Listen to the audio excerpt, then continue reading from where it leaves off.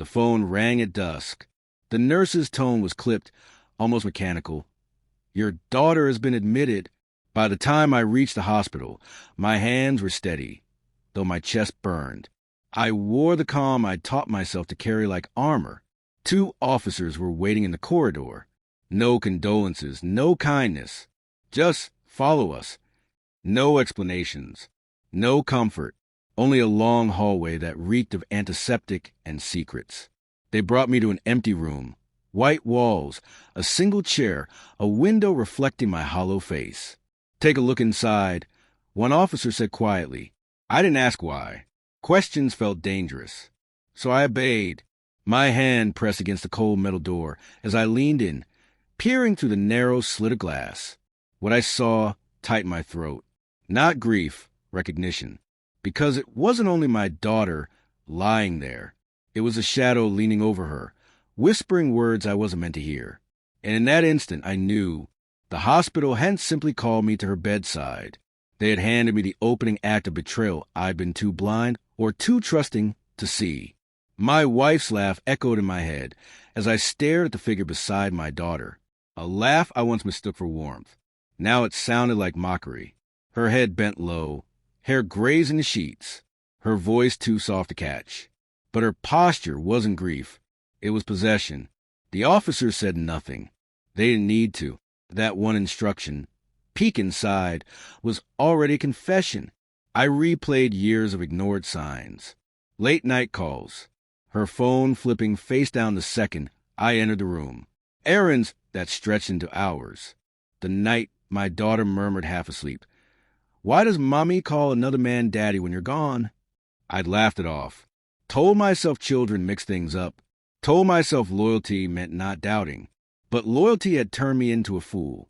As I watched her hand linger over my daughter's, something colder rooted inside me. Not anger, not sorrow, calculation, a need to expose the truth, so precisely she could never twist or escape it. I moved carefully, silently, told her nothing, changed nothing. My mask never slipped. But while she slept, I searched her phone. Call logs, deleted texts, fragments of another man's voice and voicemail she thought erased. While she worked, I hired someone discreet to follow her. Hotel bills, lunches stretching into late nights. A map of betrayal laid bare in receipts and timestamps. I ordered a DNA kit under another name. Swabbed my daughter's cheek as she slept, her breath shallow and innocent. Part of me prayed the results would prove me paranoid, that grief had warped my vision. But hope was already fading, and I knew it. Each day I carried myself as if nothing was collapsing inside me. Kissed her cheek, smiled in public, held my daughter's hand, and sharpened my silence like a blade. The envelope came on a gray morning. Plain, forgettable. Inside, numbers, percentages, cold clinical fact. Paternity probability, 0%. I read it once. Then again. No trembling. No broken breath. The storm inside me froze to ice. That night, I waited. She poured her wine, leaned back on the couch, her phone buzzing beside her. I slid the report across the table. No words, just paper. She blinked, laughed nervously, called a mistake.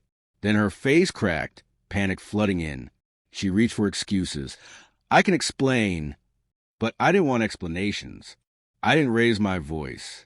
I only said, "I already know," and silence shattered her world. I didn't rage. Rage would have given her power. Instead, I dismantled her with cold precision. I laid out the surveillance. The messages, the photos, each one dropped like evidence in a trial she couldn't win. Her face contorted, denial, despair, desperation. I watched with the detachment of a surgeon cutting out rot. I told her I stayed silent because silence is stronger than shouting. Silence leaves no escape. Her tears came, but they slid off me like rain on stone. "You've already lost," I whispered. "Not because I'm leaving, but because every morning you'll wake knowing I saw through you, and you never saw through me." Her sobs filled the room. I walked out before they could stain me. People think heartbreak is fire. For me, it was ice. Sharp, unforgiving. I didn't grieve her. I didn't grieve the life I thought I had. The only sorrow I carried was for my daughter, innocent, tangled in lies she never asked for. But even that sorrow hardened into resolve. I would protect her, not from scraped knees or nightmares, but from the poison of her mother's deceit. I didn't slam the door when I left. I didn't look back. I stepped into night stripped of illusions, and in that merciless clarity, I realized something brutal. Betrayal hadn't destroyed me. It had remade me.